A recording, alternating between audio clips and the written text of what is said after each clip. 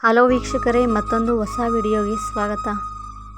ಈಗ ಮದುವೆ ಅಂತ ಬಂದಾಗ ಹುಡುಗ ಹುಡುಗಿದು ಜಾತಕ ನೋಡಬೇಕು ಮತ್ತು ಸಾಲಾವಳಿ ಕೇಳಬೇಕು ಅಂತ ಹೇಳ್ತಾರಲ್ಲ, ಅದ್ರ ಬಗ್ಗೆ ನಾನು ಈ ವಿಡಿಯೋದಲ್ಲಿ ತಿಳಿಸ್ಕೊಡ್ತೀನಿ.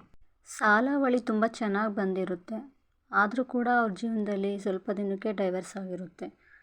ಸಾಲಾವಳಿ ನೋಡ್ದೇ ಮದುವೆ ಆಗಿರ್ತಾರೆ ಕೆಲವರು, ಆದರೆ ಅವ್ರ ಜೀವನದಲ್ಲಿ ತುಂಬ ಸಂತೋಷವಾಗಿರ್ತಾರೆ. ಇದು ಯಾಕಾಗುತ್ತೆ ಅಂತ ನಿಮಗೆ ಗೊತ್ತಾ? ಈ ಕತೆ ಕೇಳಿದ್ರೆ ನಿಮ್ಮ ಯೋಚನೆ ಬದಲಾಗುತ್ತೆ. ಒಂದು ಊರಲ್ಲಿ ಇಬ್ಬರು ಸ್ನೇಹಿತರಿರ್ತಾರೆ, ಅರ್ಜುನ್ ಮತ್ತು ಕಿರಣ್.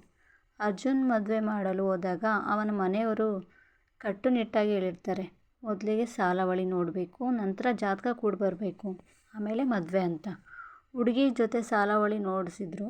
ಜ್ಯೋತಿಷ್ಯರು ಖುಷಿಯಾಗಿ ಹೇಳಿದರು, ಚೆನ್ನಾಗಿ ಹೊಂದಾಣಿಕೆ ಆಗುತ್ತೆ ಅಂತ. ಎಲ್ಲರೂ ಸಂತೋಷದಿಂದ ಮದುವೆ ಅದ್ಧೂರಿಯಾಗಾಯಿತು. ಆದರೆ ಕೆಲವೇ ದಿನಗಳಲ್ಲಿ ಸಣ್ಣ ಸಣ್ಣ ವಿಷಯಕ್ಕೂ ಜಗಳ ಶುರುವಾಯಿತು. ಒಬ್ಬರ ಮಾತು ಇನ್ನೊಬ್ಬರಿಗೆ ಅರ್ಥವಾಗಲೇ ಇಲ್ಲ. ಅರ್ಜುನ್ ಯೋಚಿಸ್ದ, ಸಾಲಾವಳಿ ತುಂಬ ಚೆನ್ನಾಗಿ ಬಂದಿದ್ರು, ಜೀವನ ಯಾಕೆ ಹೀಗಾಯಿತು ಅಂತ.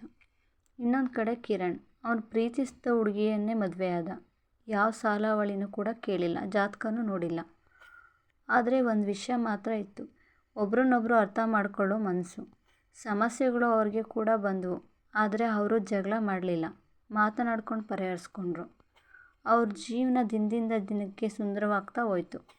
ಒಂದು ದಿನ ಅರ್ಜುನ್ ಕಿರಣ್ ಹತ್ರ ಕೇಳ್ದ, ನಿನ್ನ ಜೀವನ ಇಷ್ಟು ಚೆನ್ನಾಗಿರೋದಕ್ಕೆ ಕಾರಣ ಏನು?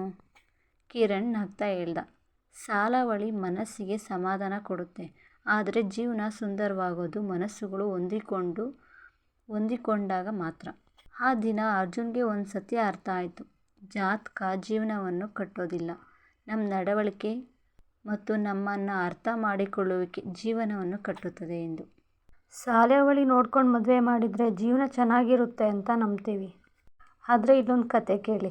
ಒಂದು ಚಿಕ್ಕ ಹಳ್ಳಿ, ಅಲ್ಲಿ ರಾಮ ಮತ್ತು ಸೀತಾ ಅಂತ ಇಬ್ಬರಿರ್ತಾರೆ. ರಾಮವನ ಮನೆ ತುಂಬ ಸಂಪ್ರದಾಯವಾದದ್ದು. ಮದುವೆ ಅಂದರೆ ಮೊದಲಿಗೆ ಸಾಲಾವಳಿ ನೋಡಬೇಕು, ಜಾತಕ ಕೂಡಿ ಬರಬೇಕು ಅಂತ ಅವನ ತಂದೆ ಮಾತು. ಸೀತಾಳ ಮನೆಯವ್ರಿಗೂ ಅದೇ ಅಭಿಪ್ರಾಯ. ಒಂದು ದಿನ ಎರಡು ಮನೆಯವರು ಕೂತು ಸಾಲಾವಳಿ ನೋಡಿಸಿದ್ರು. ಜ್ಯೋತಿಷ್ಯರು ಹೇಳಿದ್ರು, ಜಾತಕ 80% ಕೂಡಿ ಬಂದಿದೆ, ಮದುವೆ ಮಾಡ್ಬೋದು ಅಂತ. ಜೀವನ ಚೆನ್ನಾಗಿರುತ್ತೆ ಅಂತ ನಿರ್ಧಾರ ಆಯಿತು. ಆದರೆ ಮದುವೆಯಾದ ಮೇಲೆ ಸ್ವಲ್ಪ ದಿನಗಳಲ್ಲಿ ಸಣ್ಣ ಸಣ್ಣ ವಿಷಯಗಳಿಗೂ ಜಗಳ ಶುರುವಾಯಿತು. ರಾಮುದೇ ಬೇರೆ ರೀತಿ ಆಲೋಚನೆ, ಸೀತೆಂದೇ ಬೇರೆ ರೀತಿ ಆಲೋಚನೆ. ಒಬ್ಬರಿಗೆ ಶಾಂತಿ ಬೇಕು, ಇನ್ನೊಬ್ಬರಿಗೆ ತುಂಬ ಮಾತಾಡೋ ಹವ್ಯಾಸ. ಒಬ್ಬರಿಗೆ ಹಣ ಉಳಿಸೋದು ಮುಖ್ಯ, ಇನ್ನೊಬ್ಬರಿಗೆ ಖುಷಿಯಾಗಿ ಬದುಕೋದು ಮುಖ್ಯ. ಜಾತಕ ಚೆನ್ನಾಗಿದ್ರೂ ಹೇಗೆ ಹೀಗಾಗುತ್ತೆ ಎಂದಿಬ್ಬರು ಆಲೋಚನೆ ಮಾಡಿದರು. ಒಂದಿನ ಹಳ್ಳಿಯ ವೃದ್ಧನ ಹತ್ತಿರ ಹೋದರು. ಅವನು ನಗ್ತಾ ಹೇಳ್ದ, ಮಕ್ಕಳೇ, ಸಾಲಾವಳಿ ನೋಡೋದು ಮನಸ್ಸಿಗೆ ಸಮಾಧಾನ ಕೊಡುತ್ತದೆ, ಆದರೆ ಜೀವನ ಸುಂದರವಾಗೋದು ಮನಸ್ಸುಗಳು ಹೊಂದಿಕೊಂಡಾಗ ಮಾತ್ರ, ಒಬ್ರನ್ನೊಬ್ಬರು ಅರ್ಥ ಮಾಡಿಕೊಂಡು ಜೀವನ ಮಾಡಿದಾಗ. ಆ ಮಾತು ಇಬ್ಬರಿಗೂ ಸರಿ ಅನ್ನಿಸ್ತು. ಆ ದಿನದಿಂದ ಅವರು ಬದಲಾದರು. ಜಗಳ ಕಡಿಮೆ ಆಯಿತು, ಅರ್ಥ ಮಾಡಿಕೊಳ್ಳೋದು ಹೆಚ್ಚಾಯಿತು. ಹೀಗೆ ಅವ್ರ ಜೀವನದಾಗೂ ನಿಜವಾಗ್ಲೂ ಸಂತೋಷ ಮುಂದುವರಿತು.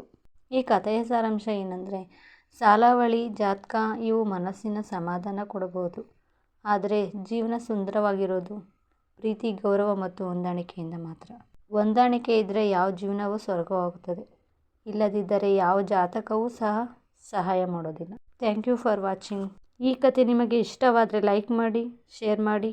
ಇನ್ನಷ್ಟು ಅರ್ಥಪೂರ್ಣ ಕಥೆಗಳಿಗಾಗಿ ನಮ್ಮ ಚಾನಲನ್ನು ಸಬ್ಸ್ಕ್ರೈಬ್ ಮಾಡಿ ಮತ್ತು ಫಾಲೋ ಮಾಡಿ. ನಿಮ್ಮ ಅನಿಸಿಕೆಯನ್ನು ಕಮೆಂಟ್ ಬಾಕ್ಸ್ನಲ್ಲಿ